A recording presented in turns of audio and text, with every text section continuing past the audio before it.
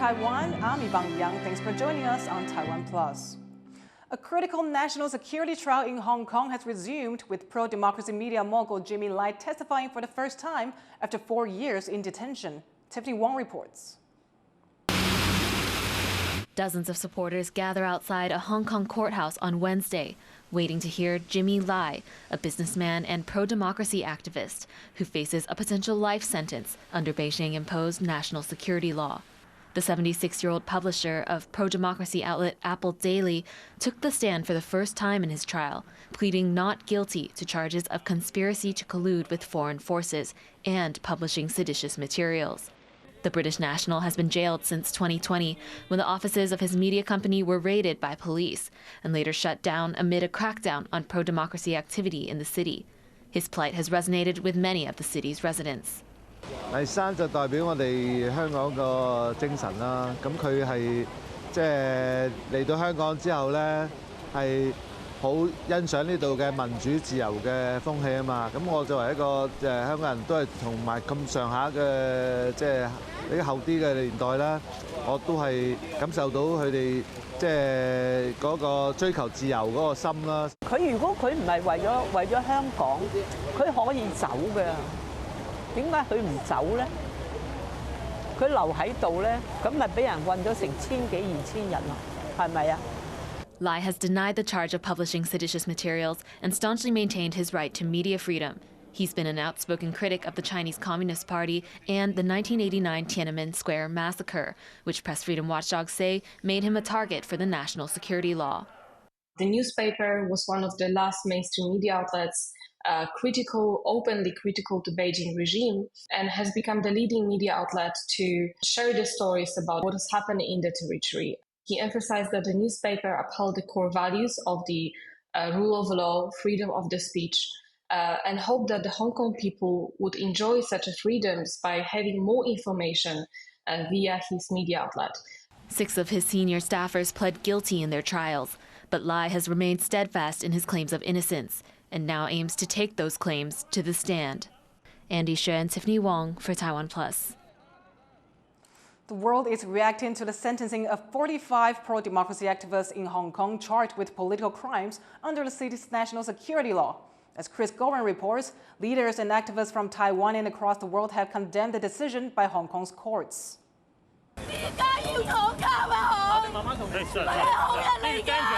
A mother reacts to news that her son's been sentenced for political crimes in Hong Kong. He's one of a group of convicted pro-democracy activists known as the Hong Kong 47, all but 2 of whom were given 4 to 10 years in prison. Here in Taipei, exiled Hong Kongers gathered to condemn the decisions. They say it's a devastating blow to the Hong Kong democracy movement. 大家不去捍衛這一個自由民主的說話。 有可能就真的明天就會變成好像香港一樣，沒有辦法開一個這樣的記者會。The sentencing further solidify the fear amongst the citizens of Hong Kong, and I think the Chinese Communist Party are very happy about that. The Hong Kong activists were charged under a national security law imposed by Beijing that criminalizes a wide range of political activities. The crimes in this case related to an unofficial primary election to choose candidates for the territory's 2020 election. It's not only Hong Kongers living abroad that have condemned the sentencing of the 45 activists. Statements from the United Nations Human Rights Office to leaders from around the world have all raised concerns about the decision. Taiwan's presidential office has also condemned the sentencing, saying democracy is no crime, and citing the case as proof that the one country, two systems model proposed for both Hong Kong and Taiwan is not viable.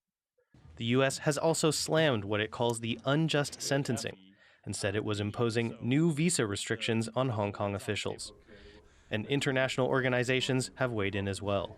We are gravely concerned by the use of these security laws and the breadth to criminalise conduct protected by human rights to freedom of expression, peaceful assembly, and association.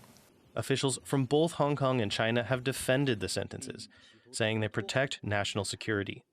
Despite the outcome, pro-democracy activists say they're standing strong. 其实这个民主运动并没有放弃，因为只要我们内心不放弃的话，其实还是会有的。包括可能在判刑当中，我们也知道很多人选择不认罪，所以这种不认罪其实也是一种抵抗的方式。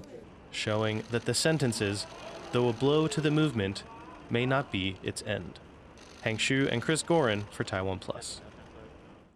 The U.S. has temporarily shuttered its embassy in Ukraine's capital, Kyiv, warning of a potentially significant attack by Russia.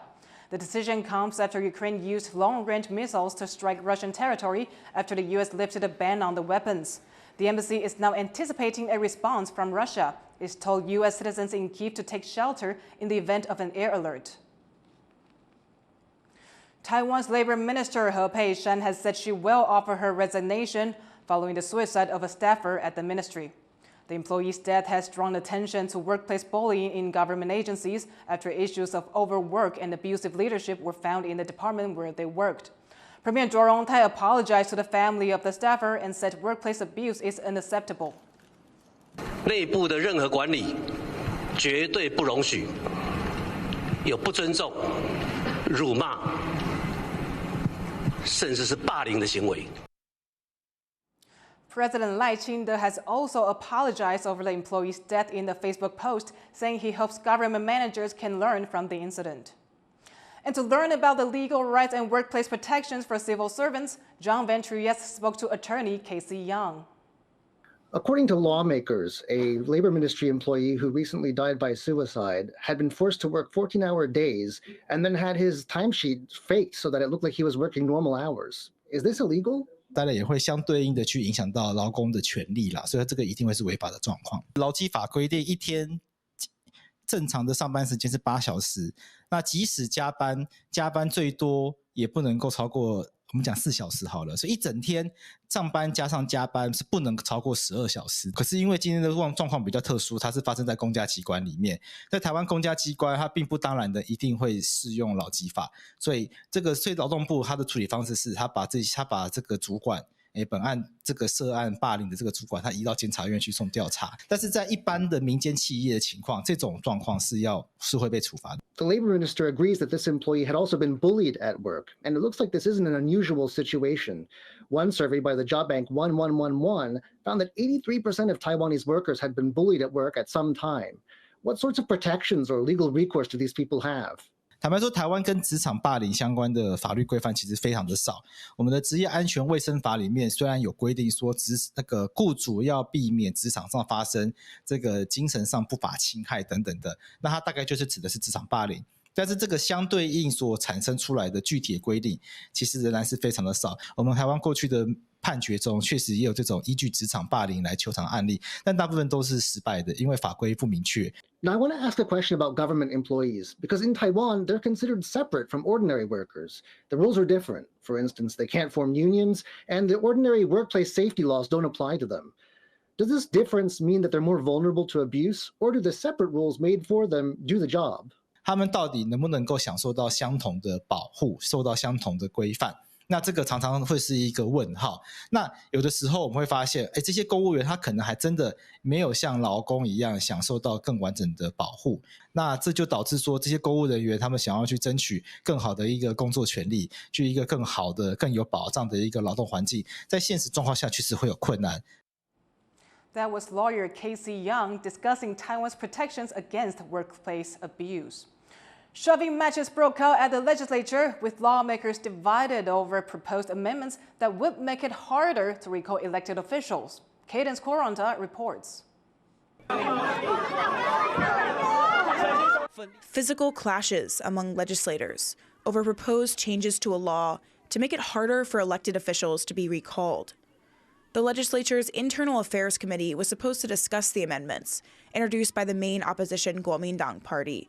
But instead, chaos broke out as some members of the ruling Democratic Progressive Party protested against the changes, and a break was quickly called. 徐宇珍的版本前所未有，史上最高最难的罢免门槛。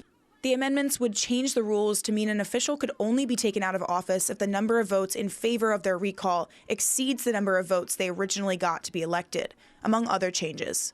Some DPP officials have said these changes are unconstitutional because they make it too hard to recall an official, taking power away from voters. They've also accused the KMT of proposing the changes because they're afraid their own officials are at risk of being recalled. But KMT officials argue it's currently too easy to recall an official. They had hoped the amendments would be reviewed.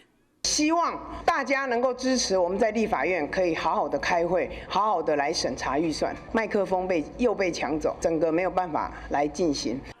The clashes come a little over a month after a vote on whether to remove the Kuomintang mayor of Keelung, George Xie, from office. Nearly 70,000 people voted for Xie's ouster, but he ultimately stayed on.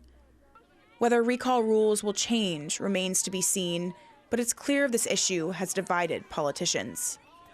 Ryan Wu and Cadence Quaranta for TaiwanPlus. Music is the language of the soul. Sometimes it may be a foreign language, but that didn't stop one Japanese musician from pursuing his passion deep into the German Alps. Jonathan Kaplan has the story. Meet Takeo Ishii. He's 77 years old, was born in Tokyo, and found his calling, literally, as a professional yodeler in Germany. He's made his home at the foot of the Bavarian Alps, where locals call him der japanische Yodeler, the Japanese yodeler. Jodeln machen Menschen glücklich und dann, wenn ich jodele, selber bin ich glücklich. Und dann Freude, und wenn man Stress hat und dann jodelt man und dann der Stress geht weg und dann zum Lachen gibt's, ne? Und Jodel ist auch gesund. It's been a unique career. Ishii originally moved to Europe to study mechanical engineering, but soon found a path that stretched back to his childhood. Ja, dann in Japan habe ich mit meiner Mutter ins Kino gegangen und dann im Kino habe ich gesehen viele deutsche Filme oder Schweizer Filme und der Berg, der Natur und der Hintergrundmusik war oft so Zittermusik, Alpenbrasen, Alpenmusik und dann Jodeln. Und dann beim Jodeln fasziniert. Yodeling for Ishii began as a hobby during his studies in Europe. But one night, after a few beers with a friend at a bar in Zurich, he showed off his skills. On the spot, the bar owner offered him a room and a regular gig. Ishii has made records going back to 1978, but he has since ventured into social media.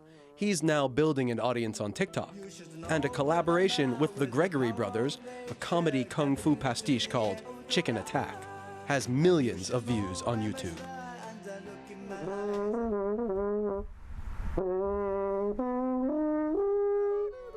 Ishii sees a bright future for yodeling. Ich habe gedacht, der Jodeln kann man auch modernisieren, wie modern. Das ist auch die Jodeltechnik wirklich beherrscht.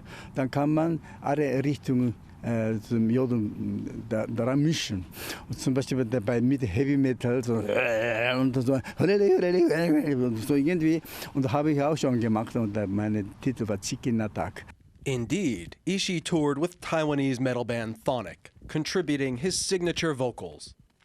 He keeps a Japanese tea house at his home in Bavaria, where he lives with his German wife Henriette, with whom he has 5 children.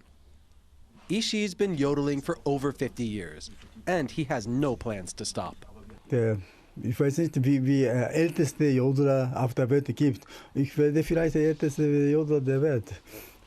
So und so weit ich weiter, bis meine Stimme nicht mehr geht. Until then, if you happen to be in the alpine resort town of Reit im Winkel on the German-Austrian border, you might be lucky enough to hear the voice of the japanische Yodeler resounding in the hills. Justin Wu and Jonathan Kaplan for TaiwanPlus. Now, thank you for watching What's Up Taiwan. Finally, we'll take you to Northern England, which has just had its first snow of the season. I'm Yvonne Yang. Take care, and I'll see you next time.